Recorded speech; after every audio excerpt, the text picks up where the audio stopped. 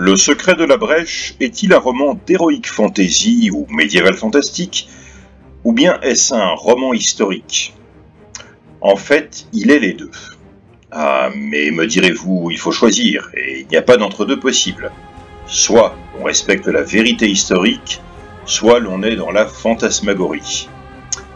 Eh bien non, il est possible de créer une fantaisie historique. Dans la brèche, la magie est très présente. La brèche est elle-même une puissance fantastique dont nos personnages se mettent en quête.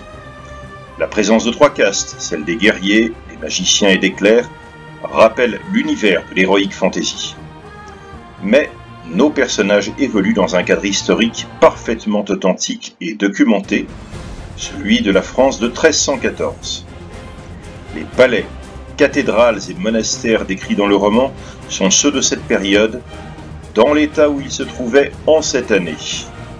Nos aventuriers croisent la route de personnages historiques et d'événements respectant parfaitement la chronologie.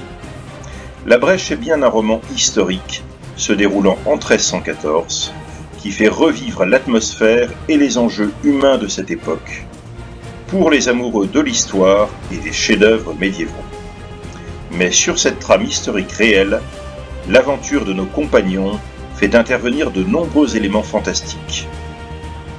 Le nom de la rose nous a beaucoup inspiré en tant que l'une des premières fantaisies historiques. Pourquoi greffer ainsi une aventure fantastique sur un cadre historique réel? Eh bien, il y a quelque chose d'émouvant à se dire que l'histoire réelle aurait bien pu être celle du roman. Mais me direz-vous, la magie n'existe pas en réalité. Pas plus que cette immense énigme qu'est la brèche. Mais, après tout, qu'en savons-nous? Allez, et faites vivre l'esprit de la brèche.